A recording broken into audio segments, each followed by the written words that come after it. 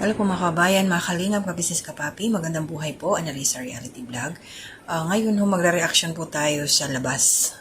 Bakit po sa labas? Viral po ngayon yung isang bata na sumunod sa kanyang ama at nalaglag po ito doon sa rumaragasang baha. May butas po siya. Around sa may Batasan Hills daw po yung area na to. Kasi medyo may, sabihin na nating mali yung kumakalat na balita. Kasi ang tatay, ang lalaki na nakaputi, nakasando, siya yung lumalabas na nakapagligtas sa bata.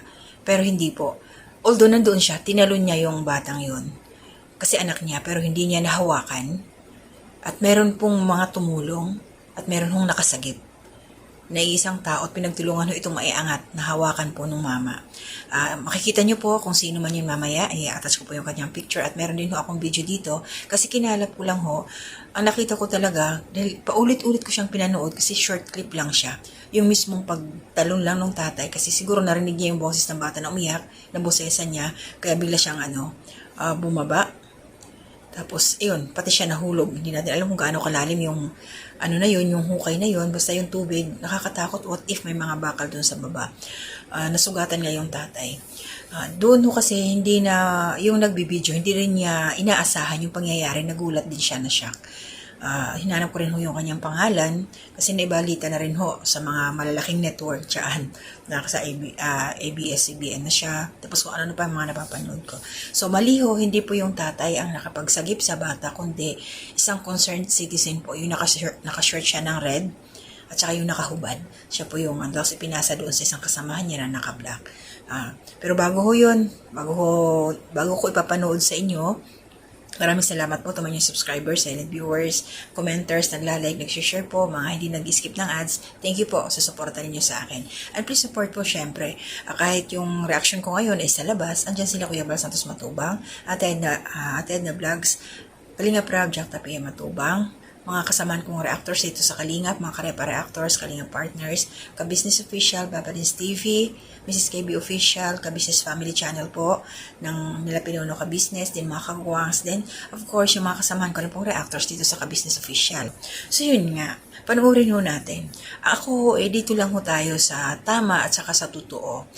Kasi nga doon sa video na yun, inakat-kat na nga siya. So wala hong linaw, sino ba talaga?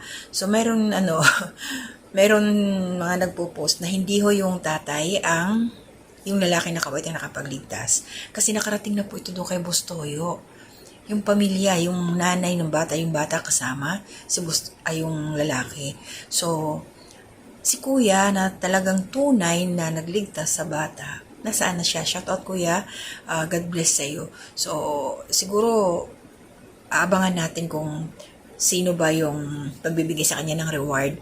Dahil grabe yun, lakas ng baha. What if yung bata sumuot doon sa imbornal? Kasi yung nagkakamera, tinutukan pa niya yung doon sa may bandang butas kasi baka nga daw lumusot. Pero yung bata na hawakan na ni Kuya Bernie. Yun ang kanyang pangalan ng nakashirt. So mapapanood nyo po. Tapusin nyo po yung video para makita ninyo at kung ano ba talaga yung nangyari dito sa sitwasyon na to. So, hindi ko na kayo babalikan. Basta maraming salamat po sa inyong lahat. Enjoy po watching the video. And shout out po doon sa may-ari ng video is si Ma'am, ito po yung pangalan niya. Gayalak, Jamik, Axel Rus. Ilalagay ko na lang po para mapuntahan ninyo sa Facebook po ito. Doon po siya nag-live. I-attach ko na lang po. Shoutout sa iyo ma'am at maraming salamat po sa pag-share nyo ng video at ito po pinahapyawan ko po ng pagbibigay ng aking reaksyon at opinion at yung nanay sana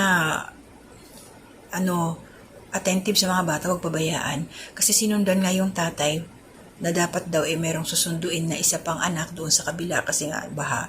Hindi niya namalayan yung nanay, binitawan yung isang bata, yung anak niya, sumunod nga doon sa tatay. Kaya ayun, nahulog doon sa baba. So panoorin niyo po at enjoy niyo at maraming salamat. So hanggang dito na lang ako. Tapusin niyo po yung video. Ingat po tayo. To God be the glory.